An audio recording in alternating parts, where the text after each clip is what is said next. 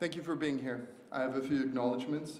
We have Chief David St. Pierre here. We have Lewiston City Councilors here. We have members of our state delegation here. Brian O'Malley and city staff, Superintendent Jake Langlis. We have DA Neil McLean here. Amran Osman from Generation Noor. Rilwan Osman from Maine Immigrant and Refugee Services. And Fatuma Hussein from Immigrant Resource Center of Maine. And many other Lewiston community organizations. Thank you all for being here. Good afternoon. Thank you for coming today. I want to begin by expressing my deepest gratitude to the men and women of the Lewiston Police Department. Their unwavering commitment to keeping our city safe, particularly in these challenging times, is something we should all be proud of. As many of you know, we have seen an unfortunate uptick in gun violence recently. While this is concerning, I have complete faith in our city's ability to address these issues head-on together. This is not a challenge that our police force can solve alone. Gun violence is not just a law enforcement issue, it is a community issue. We've seen before how powerful we can be when we come together. After the events of October 25, we united as one city, one community, and we can do it again. Lewiston is more than just a city. It's our home, a place where families grow and traditions like the Balloon Festival bring us together. When violence strikes, it hurts us all, regardless of where it happens. That's why I'm calling on every resident, every business, and every neighborhood to join in this effort. Chief St. Pierre will lead us through the city's initial plan to make important changes, and our collective action is crucial. Together, we can and will overcome this challenge, ensuring that Lewiston remains a safe, thriving place for everyone. Thank you.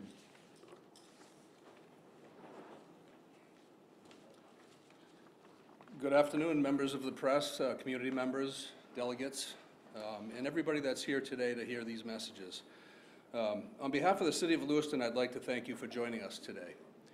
We're here to talk about the City of Lewiston's initial plan to prevent and respond to gun violence. I appreciate the folks who are up here taking part through what this will look like. Let's take a moment of silence, please, to honor those in the community who were victims of gun violence.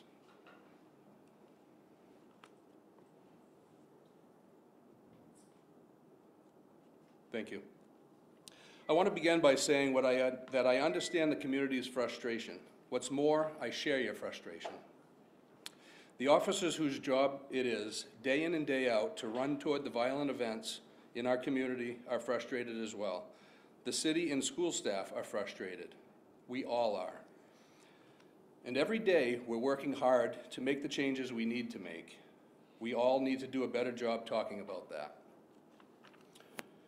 For our part, the men and women of the Lewiston Police Department hit the streets every day to serve and protect our fellow community members. We do so with pride and by working hard alongside the many members of this community. Every single officer at the LPD is committed to doing our part to put an end to these dangerous crimes. We're working around the clock on ongoing investigations related to the recent shootings. And I know this doesn't feel like enough. I know all of us want to rest easy, knowing that the people we love and care about are safe. We all believe that every kid and educator deserves to go to school without fear. We all believe that we deserve to go to community events without fear. We all believe that we deserve to go bowling, out for a game of pool, or to join buddies to play a round of cornhole without fear. So I want to be very clear from the outset here. The only acceptable number of shootings in any community is 0. And yet, over the last 8 months, Lewiston has seen 27 incidents where shots were fired.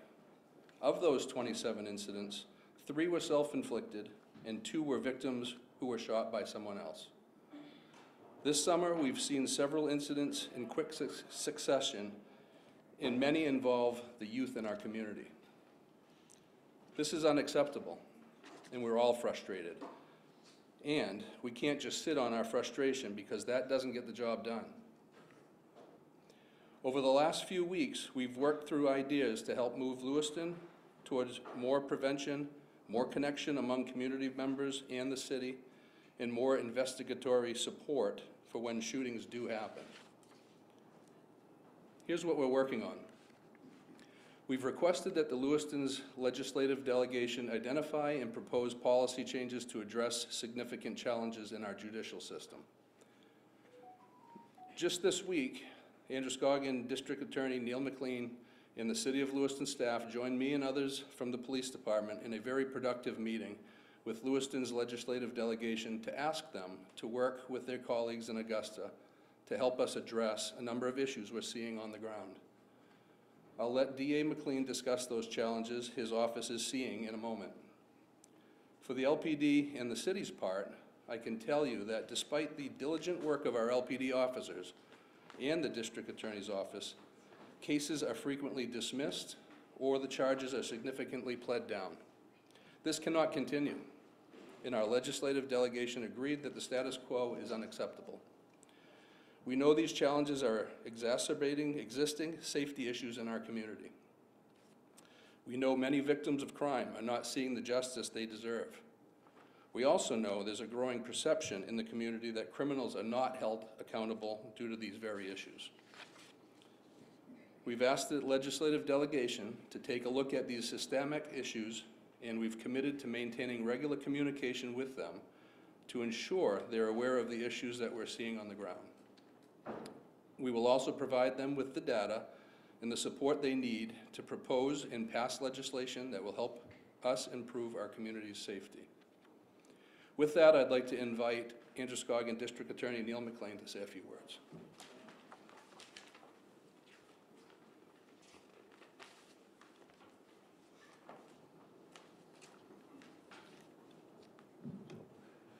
Thank you. It's a pleasure to be here with Chief St. Pierre, Lewiston Police Department, and many of our community friends that are here behind me. I think it's important for the community to see us here as a group and understand that collectively these community outreach individuals we work with and programs we work with are essential for us to be successful. We need their help. And it's good to see that they're here with us today, that we communicate with them regularly, and I know some of what I understand that Chief St. Pierre is intending to do are great plans that will help address some of these issues. And again, it will be in partnership with people that you see up here behind me. It will be in partnership with my office, and there will be other people that are involved, and that's how we'll really attack this issue as a community. I hope as we go forward, that folks who are in places that can make a difference will recognize we need more law enforcement officers on the street, not less. We need those law enforcement officers placed in the right areas within our community to make sure those parts of the community are safe. I'm confident that Chief St. Pierre knows those areas and will utilize his officers correctly. I think that's the beginning of how we start to address these issues. But it will also rely on communications with individuals within the community. And we hope to continue to build bridges both through law enforcement, my office directly, with community groups on best practices, best ways to communicate, to discuss these things, and to help move these investigations along. Because what I can tell you is when there's a shooting, Lewiston PD is there, but they are not there when it happens. And it's the when it happens that we need to know to be able to do our job that the prosecutors have. We need to know who did it, how it happened, who was there, what the circumstances are, and for that, oftentimes we have to rely on the public to talk to law enforcement, to explain what they know when law enforcement do show up to address these issues. And to be fair, that is a massive breakdown within our community right now. Often people don't want to talk to law enforcement, and that delays law enforcement's ability to investigate crimes and to find out who needs to be held accountable. So I'm honored to be up here with this group of people. I look forward to continuing to work with them. I look forward to continuing to work with all of you. I work for you. You should reach out to me directly if you have questions. Our office is an open door policy, and we're always willing to listen to the community because we represent you. So we are here primarily about gun violence and violent crimes within the community. But one of the other issues that I think all of us are concerned about is the criminal justice system. And that's something I want to take just a couple of minutes to talk about from my perspective, because it's what happens to these cases after they get into the court system. Law enforcement is your front line of defense for public safety. Your prosecutors are your last line of defense. And we fight like crazy every day on behalf of public safety for you all. And the unfortunate truth is the narrative out there generally, and it's unfortunately said far too often, is that the DA's office is just dismissing cases and not doing much, declining cases, sort of a lazy approach to law enforcement. Nothing could be further than from the truth. We have 10 prosecutors allocated to Androscoggin County, one of the busiest courts in the entire state. That might be the lowest number of attorneys allocated by the state for a county this large with this much of a caseload. Couple that with the fact that since July of 2023, your Androscoggin office has been down to 6 attorneys. In April, it's very likely we'll be down to 5. So you have, if we stick with the 6 number, you've got 6 prosecutors covering all of Androscoggin County. And if you can imagine, the number of cases currently pending in Androscoggin County, there are 2,386 cases pending. There are 269 cases awaiting initial appearance. That's a total of 2,655 cases for really 6 prosecutors to handle. It's about 442 cases per prosecutor. Compare that against the Defense Bar and the Maine Commission on Defense Defense Services, and they cap their attorneys at 270 points. 270 points, a lot of those cases are multiple points. So they're not 270 cases, it's a lower number than that. But that puts us, even if you use 270, at 172 more cases per attorney than all of the Defense Bar, anyone within the Defense Bar. And that's something we have to balance, and we do. If you imagine we can do 5 trials per month in a year, in a month, 5 trials per month, it probably is being generous. But if we use that number and we extrapolate it out over a year's time, that's about 60 trials. At 60 trials a year, to beat down, to really address that 2,655 caseload, it would take us 44 years to try our way out of this. So prosecutors are left in the terrible position of having constant incoming cases, dealing with that backlog of 2,655 cases, and we are that last line of defense for public safety that's in the courtroom, fighting like crazy. How can we move cases? How can we ensure public safety isn't compromised while we do this? But if we do nothing, if we don't move some cases, the system will implode. You hear from the highest justice in the state of Maine to many within the judiciary talk about it. The criminal justice system is in crisis, and we are really the safeguards of that. And I think sometimes that's what people don't understand when they see how cases are handled. They don't understand that we're balancing public safety first and foremost, always. We're dealing with incoming cases, massive backlogs, and we have an obligation to make sure this system doesn't implode. Because if the criminal justice system implodes, we all lose. So that's the obligation we live with daily. And what I will tell you about my prosecutors, and I think this is important for people to know, I don't think there's a prosecutor in Androscoggin County that doesn't work 60 hours a week. I know I work more than 60 hours a week, and when I email prosecutors at night, which is about the only time I can sit down and catch up, they respond. So they're working, we're working, and remember, a prosecutor gets paid 40 hours a week. They're salaried. They also get paid, an incoming prosecutor gets paid $35 an hour. Compare that against the Defense Bar, who a contract attorney gets paid $150 an hour. We're also being competed out of being competitive in hiring. That's why we can't find new hires. So all of these play a role. This isn't to, quite frankly, make anyone feel bad for the prosecutor's office. It's to make you, or help you understand the prosecutor's office. and why cases are handled in the way they are. But make no mistake, these prosecutors are dedicated and work like crazy to do the right thing with these cases, always with public safety in mind. But remember, the system has to stay afloat, and that's part of our job as well. So thank you.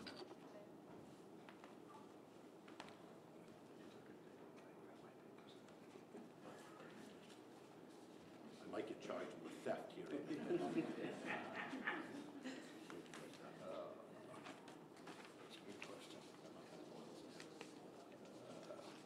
Goodness, I apologize.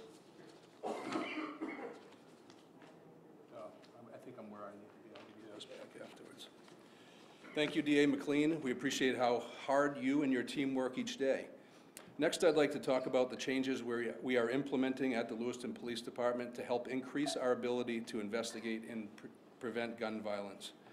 As of July 2024, LPD has increased proactive patrols, also known as foot patrols. Currently, there are at least 9 officers on the beat at all times, and frequently I approve more. Proactive patrol officers' goal is to walk around downtown, interact with community members, spend time with youths in various locations throughout the community, and be available and on duty for calls. All officers are doing proactive patrols, not just these foot patrols, including our beat officers, in addition to answering the regular calls for service. In my 32 years as being a police officer, I have not seen us do more. We also understand that we need to be even more of a presence throughout the community. So to that end, we are requesting funding for 3 months of LPD overtime from the Lewiston City Council. That overtime funding, if approved, will go toward more proactive patrol officers on each shift. When a shot rings out, we get several calls on it and we respond. And we need to ensure that we have enough officers to do so safely and efficiently. We need as many tools in the toolbox as we can, and we're pushing for more as much as we can at the state and federal levels. As many of you may know, LPD works closely with many state and federal law enforcement agencies, including the Bureau of Alcohol, Tobacco, and Firearms, or ATF, the FBI's Safe Streets Task Force, both the Main Drug Enforcement Agency and the federal DEA, as well as the U.S. Attorney's Office. We'll continue to do that and increase that work where possible, particularly where there is an overlap with gun violence. We've also identified and are requesting more federal support for Lewiston, including from the U.S. Marshals Service and the U.S. Department of Homeland Security. We will or have assigned officers to this work. Our work with these agencies will allow us to utilize their resources, their technology, and other supports as they assist us in these gun violence investigations. The city also plans to request additional support from the Federal Office on Gun Violence Prevention, and are looking forward to our conversations with them. These federal agencies and offices are ready and willing to do what they can do to help us out and get us the resources that we need. And we are very grateful for their help. We have requested a demo for some advanced camera technology, which has specific capabilities that will help us address gun violence, particularly drive-by shootings. We know community members have safety concerns. Community members have related to talking to law enforcement. They may fear retribution or further involvement, which makes camera footage even more valuable because sometimes that's what makes or breaks a case. As time goes on and we see the outcomes from these changes and supports, we will adapt to these pieces of the plan to further our efforts and communicate that work to all of you. Next, we plan to further engage with community organizations, community leaders, parents, youth, to provide information, improve communication, and increased understanding and trust. Our community has come a long way in the last 25 years. And like many other communities across the United States, we have more work to do. Just as we can unite and cheer on our Class A champion soccer or mock trial team, we also need to share responsibility and collectively confront the challenges we face now. To that end, I want to thank the community organizations that have stepped up to host conversations about gun violence. These conversations are not easy to have, never mind convene.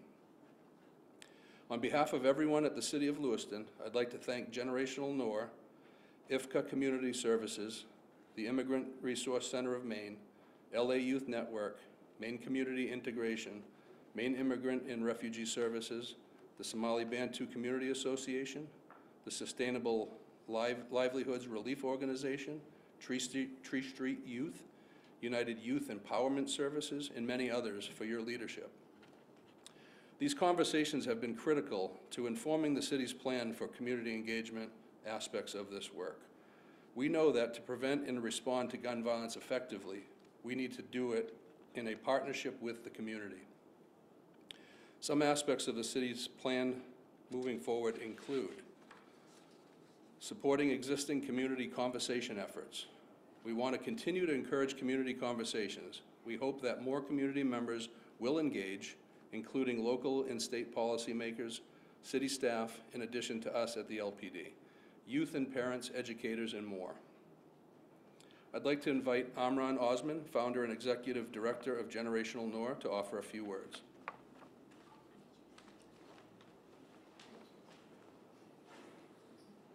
Hi everyone, good afternoon. Assalamu alaikum. My name is Amran Osman and I'm the executive director of Generational NOR. But more importantly, I'm a Lewiston resident. I grew up in Lewiston. I attended preschool, middle school, and high school here. And Lewiston has always been my home and a place I deeply cherish. It pains me to see the ongoing violence that's affecting our community. Every day, it seems we are faced with another shooting, another loss. This relentless cycle of violence is eroding the very essence of what makes Lewiston special, and it needs to stop. Our city is better than this. We are a community that thrives on diversity and shared strength, but to overcome these challenges, we must come together. We need to stop othering each other and pointing fingers. We need to stop blame and division because that only serves to weaken us. Instead, we must unite and support one another and work together towards meaningful solutions. To our city officials and police officers, we appreciate your willingness to partner with us, and we need you to deliver on the changes you promised here today and to be proactive in addressing the issues we face. You need to work with the community you serve. To our community members, it's our duty to hold our leaders accountable. This is our tax money at work, and we must ensure that it's used effectively and to create a safer space and a more secure environment.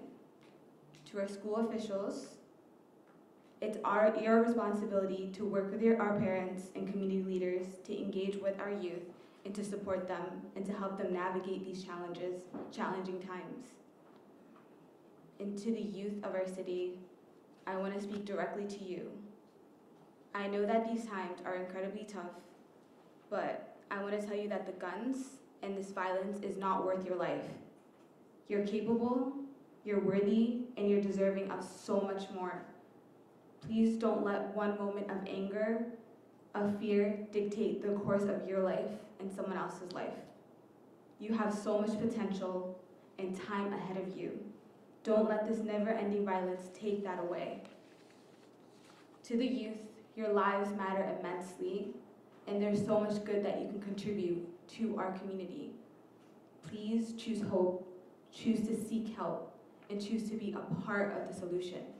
There are people who care for you, and there are resources available to support you. And lastly, I want to invite everybody to a crucial community meeting on September 4th at Connors. There, we will hold a community work group to discuss and develop actionable next steps. This is our opportunity as stakeholders and to collaborate and create concrete plans and to hold each other accountable. The work needs to be done now, and it's up to us to ensure that Lewiston becomes a better place for ourselves, but most importantly, our future generations. Our community deserves better. We deserve better. But more importantly, our kids deserve better. Let's commit to working together to build a city where safety, support, and hope are not just ideals, but reality. Thank you.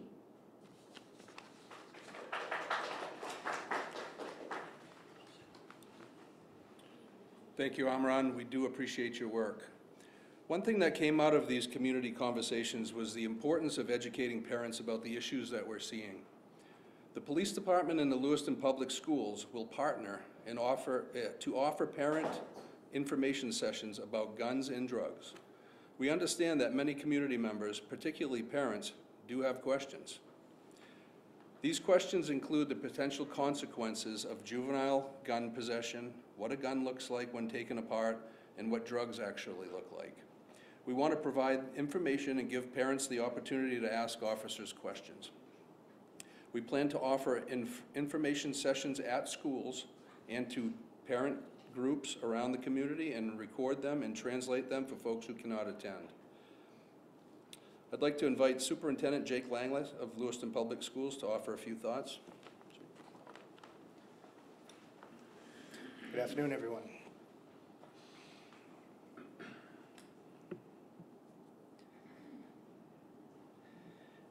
Been living in Lewiston now for about just over 20 years. Work in our schools, obviously, and know a lot of the kids that have come through, both as a principal and as a superintendent. It's with a heavy heart that I say we're even having this conversation, because there are many things we have to be thoughtful about. One of them is, how do we work together to ensure that the work and the steps that we take are having the impact that we hope to have, and that we don't accidentally or unintentionally have collateral consequences for those who are not involved in these situations. I want to thank Chief and his team for the ongoing support. Lewiston Public Schools has a very good working relationship. I've said that numerous times recently over the years with our SROs, our corrections folks, also the chief and the sergeants, working together to share whatever communications they are able to share under the law. I am looking forward to some policy review myself at the state level, maybe even federal, to see what pieces of communication can be shared with schools appropriately, so that law enforcement hands are not tied and we don't find ourselves in a situation where some people knew information that we may have been able to act on differently, but we were unaware. That's a major concern of mine. Having said that, I think we have a lot of good people in our community, and it is going to take all of us. I have been preaching, if you see something, you need to say something so we can do something. Certainly my lens is going to be community and school safety, but schools are a wonderful place for people to gather, to share their thoughts, to speak truth to others, and we're going to open our doors and make sure that we're a key role in part of how we make that happen. Amran's been doing this work for a couple of years, and one thing I appreciate about her work is she tells the truth, and she says it like it is. So we hope all of us continue to do that and step up to this challenge. We have a lot of work to do, but certainly we can get better than we're currently doing.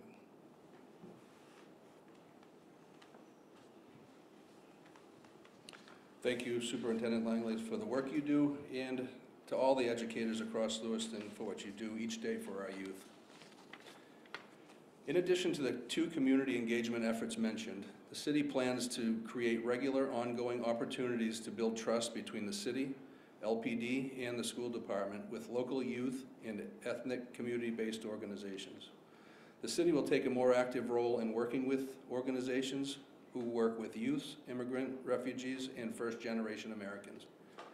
We are in the process of asking organizations to join police, city, and school administrators and staff for informal monthly meetings to discuss issues they are seeing and issues that we are seeing. We hope this approach builds trust, identifies issues before they become more challenging to manage, and make us more creative in communicating with and supporting our youth and our community. I'd like to invite Rilwan Osman, Executive Director of Maine Immigrant and Refugee Services. Good afternoon, Galapanaxan. Assalamu alaikum.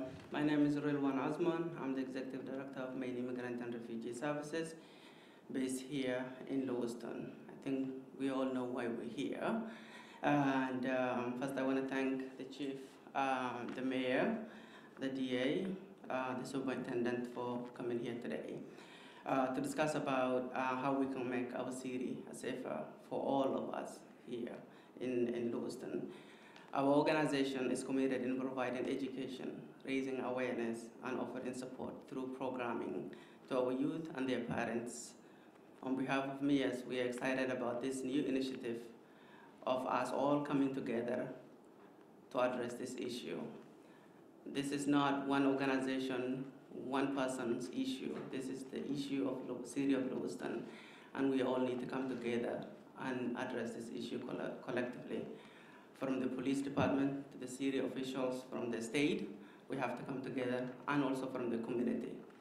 For the last couple months, community-based organizations, including Amran here, we have been having series of conversations internally within our organizations, community members, mothers, to discuss about how can we work together to address this issue, and we're willing to continue that. And I'm excited when I get this call yesterday about this initiative where we're going to be working with the DA, the police, and the city so that we can, again, collectively address this issue. Again, we are committed as an organization, as a community leader. I have 7 kids who are going through the school system. I have family members who have kids who are going through the school system. I want to make sure that they're safe, and you all want to make sure that your kids are safe here. And the only way we can make our city safe is if we all work together, from the youth, the parents, the organizations, the police, the city, and that's the best way we can address this issue. Gun violence is not something that, again, is only Lewiston is dealing with. It's everywhere. But we have to have the resources to support our youth. We have to have the resources to support our families. We have to have the resources to support each other so that we can address this issue. Thank you.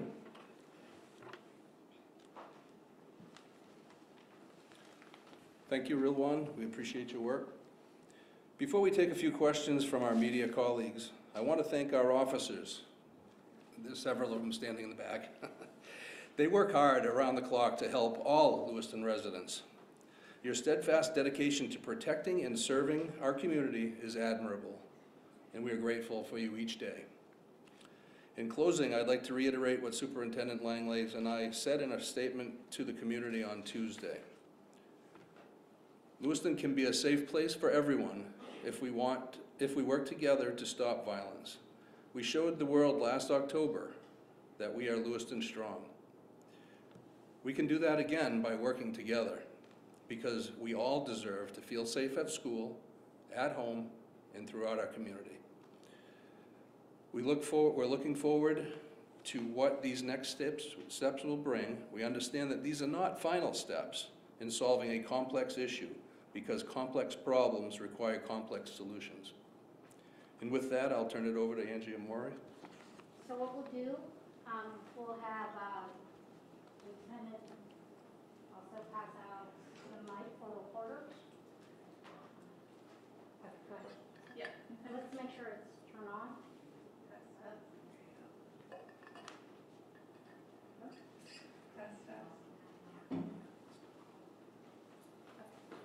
So, my question is for Police Chief. How come you guys aren't already working with the federal partners and the federal government or whatnot that you said you guys were collabing with already? I know that there's been violence previously, especially with last year happening. How come this is just steps now, or is this more to that? This is adding more. Quite frankly, we've been working with our community, our federal partners for quite some time. We have an officer assigned to our federal DEA, as I mentioned, to our ATF program, their task force agents. When a crime happens here in Lewiston, Lewiston gets the precedence. There are officers assigned to their office. So we get a big bang for our buck, so to speak, by having officers there. We're soon also increasing that. We just assigned somebody to HSI, Homeland Security. They're going to do a number of things for our community, and it'll also add some more agents here in our new police department. We're going to be providing them with an office, as we are with, we're looking at doing the FBI Safe Streets, also having an FBI satellite office here, which could even replace the Bangor and Lewiston, Augusta offices to make them come work here. So it's nothing new that we've been doing. We're just hoping to add to it and implement further resources that we can depend on. Just on the way here, I spoke to U.S. Attorney Darcy McElwee, and she assured me that she just asked for some help for us on our behalf, and it sounds like a lot of that help is going to come to District 3, which is Androscoggin, Oxford, and Franklin counties here in Maine. Chief, right here. Hi, Chief, or maybe this is a question for the district attorney, but what is the legislation that you think is needed to address this problem? You mentioned you're going to seek some, but what is it? What's the target? I guess I can answer that, or if you feel more comfortable or whatever, maybe we can answer it together. So we met with the delegation just this past week. Some of the problems or the issues that we want to add to is there seems to be less and less consequences to people's actions. When somebody commits a crime, and I've been saying this since day one as police chief 3 years ago, there needs to be consequences for one's actions. And I think those consequences have been severely reduced as we went through these last 3 years, or even more for that matter. We have certain programs in place that are very well-intentioned programs that just, for some reason, it ties the hands of officers, and we want to make some changes to those, not necessarily eliminate those. The judicial system needs an overhaul, in my opinion, and you heard the DA McLean mention the same thing as well. It's very frustrating for our police officers who spend considerable amounts of time arresting people, charging people, doing due diligence to do their job, remain proactive, and actually want to do the job, you know, when cases are getting dismissed at an unprecedented rate. And it's not only what they can do, it's what they should not do, right? There's legislation out there right now that I am very troubled by. It was killed in the last legislative session, but we understand it's coming back, and it's the speedy trial bill. The speedy trial bill, make no mistake, is a mass dismissal bill. It's almost impossible for us to keep up with the rules that they will put in place for how to handle cases. For instance, if they give us 12 months to try a misdemeanor, and if we don't, then there'll be a presumptive belief that there's been a violation of the Sixth Amendment.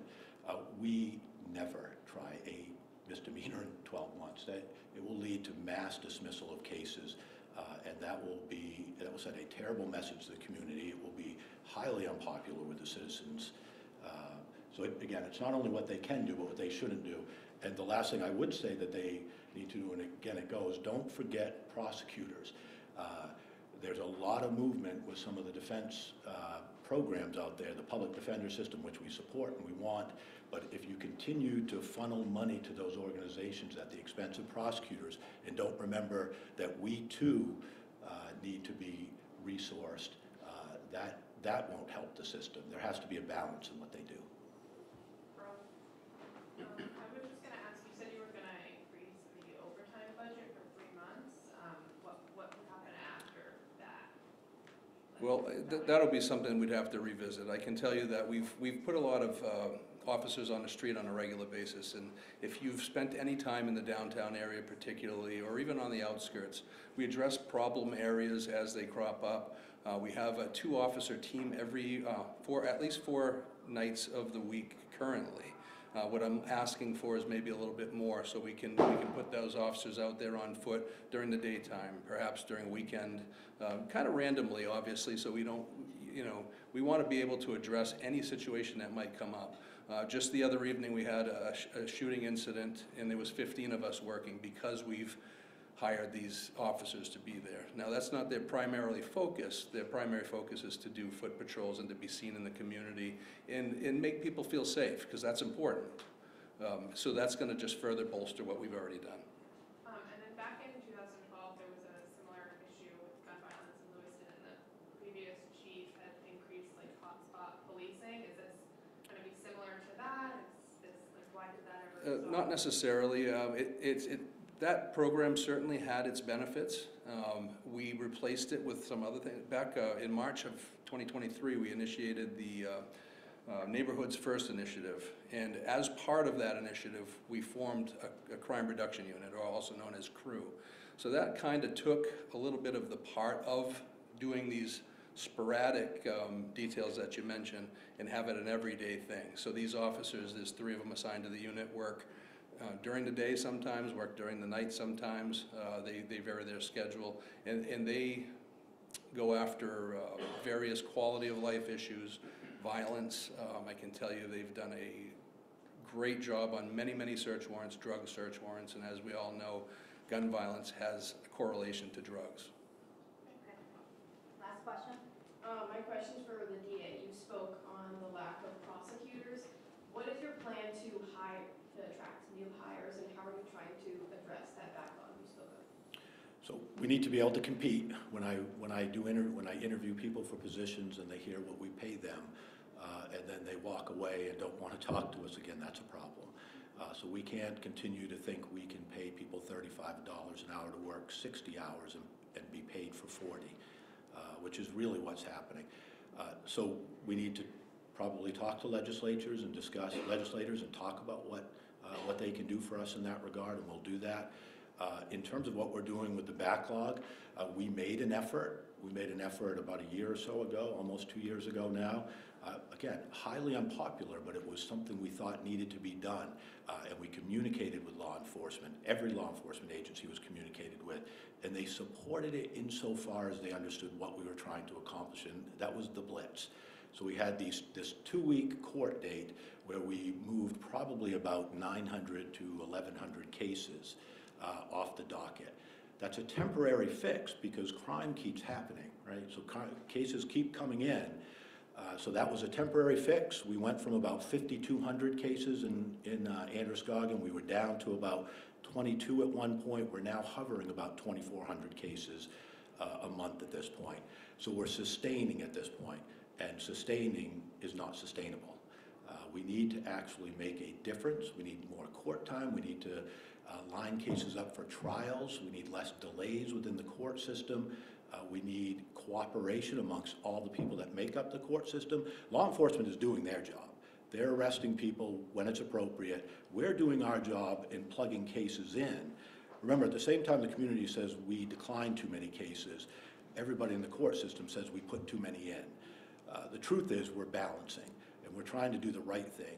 But we'll continue to put cases in. We need time to try those cases, or we need people to honestly sit down and have real negotiations and move some of these cases and not utilize the backlog as leverage. Think of it, if you know that we can't get to a case, there's very little incentive for you to negotiate that case. Just sit on it. It will languish. If the speedy trial bill passes, it will go away. As long as that thought process is out there, the backlog will almost be impossible to fix. So we need help from our partners within the system. We are meeting with them, we're talking with them, and they know this is serious too, but we need to come to an agreement on how to do this. Thank you all.